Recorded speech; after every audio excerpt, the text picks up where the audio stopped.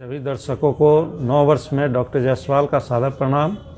और आज कल ठंड का मौसम है और ठंड के मौसम में बहुत सारी बीमारियां हम लोगों को ग्रसित करती है, तो आज हम उसी पर चर्चा कर रहे हैं। सबसे पहले ठंड में बच्चों और बुजुर्ग दो आदमी को बचाना सबसे ज़्यादा ज़रूरी होता है, क्योंकि सबसे ज़्यादा प्रभावित हमारे बच्चे होते हैं या और बुजुर्ग ही होते हैं। बच्चों में खास करके ठंड लगने से सर्दी खांसी और निमोनिया का शिकायत ज़्यादा हो जाता है, तो उससे बचना भी है।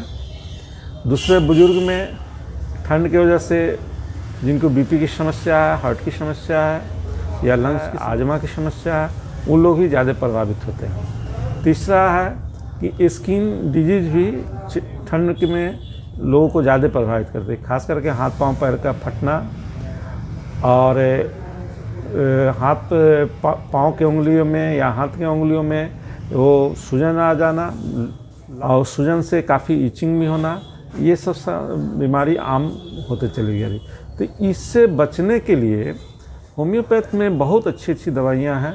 अगर आप अपने करीब के लोकल डॉक्टर से संपर्क करके इसकी दवा लें तो ज़्यादा अच्छा है।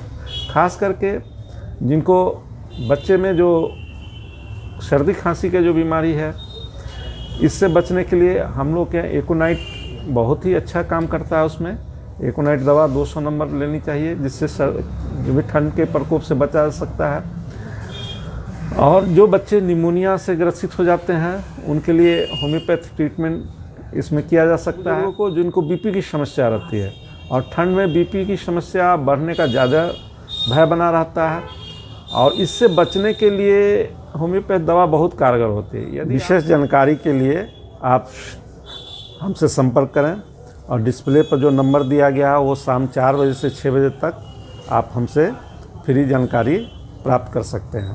धन्यवाद।